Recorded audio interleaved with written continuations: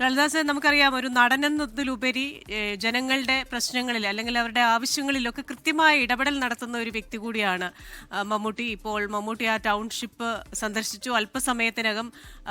അല്പസമയത്തിന് മുൻപ് അവിടെ നിന്ന് മടങ്ങിപ്പോയി എന്നാണ് മനസ്സിലാക്കുന്നത്. നമ്മളോട് തത്സമയം ചില കാര്യങ്ങൾ പറയുകയും ചെയ്തല്ലോ.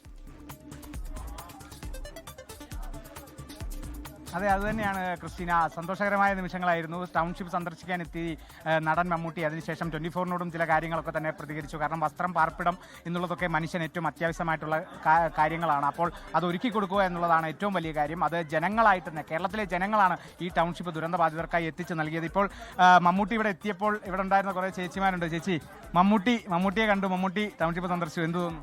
നല്ല സംതൃപ്തിയോടെയാണ് സാർ ഇവിടെ നിന്ന് ഇറങ്ങിപ്പോയത്. നല്ല സന്തോഷമുണ്ടായിരുന്നു. ഇവിടെയുള്ള ആൾക്കാരെല്ലാം, സൊസൈറ്റീൻ്റെ ജോലിക്കാരും ഇവിടെ ടൂർ വന്ന ആൾക്കാരും എല്ലാം കൂടെ ഇവിടെ ഒത്തുകൂടിയിട്ടുണ്ടായിരുന്നു.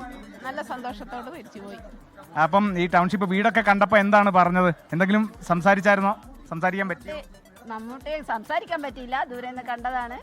സെൽഫിയൊക്കെ എടുത്ത് നല്ല ഫോട്ടോ ഒക്കെ എടുത്ത് നല്ല ഇതായിട്ട് കണ്ടിട്ടുണ്ട്.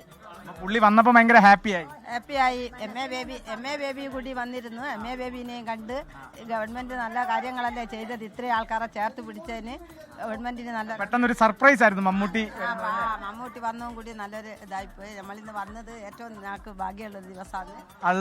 അത് തന്നെയാണ് ക്രിസ്റ്റീന. ഇന്നിപ്പോൾ വളരെ സന്തോഷകരമായ ദിവസമാണ്. കാരണം രാവിലെ CPIM general secretary M A Baby township സന്ദർശിച്ചിട്ടുണ്ടായിരുന്നു. കേരളം മറ്റൊരു മാതൃക, അല്ലെങ്കിൽ ദുരന്തബാധിതർക്കായി അല്ലെങ്കിൽ ദുരന്തത്തെ എങ്ങനെ അതിജീവിക്കുന്നു എന്നുള്ളത് കേരളത്തിൻ്റെ തന്നെ ഒരു മാതൃക കാണിച്ചു എന്നുള്ളതെല്ലാം കൂടിയാണ് എം എ ബേബി ഈ ടൗൺഷിപ്പിൽ വന്നതിന് ശേഷം സംസാരിച്ചിരുന്നത്. അതിന് തൊട്ടു പിന്നാലെയാണ് വളരെ ആകസ്മികമായി മലയാളത്തിൻ്റെ പ്രിയ താരം എന്ന് തന്നെ പറയാം, മമ്മൂട്ടി അവിടെ ഈ ടൗൺഷിപ്പിൽ എത്തിച്ചേർന്നു.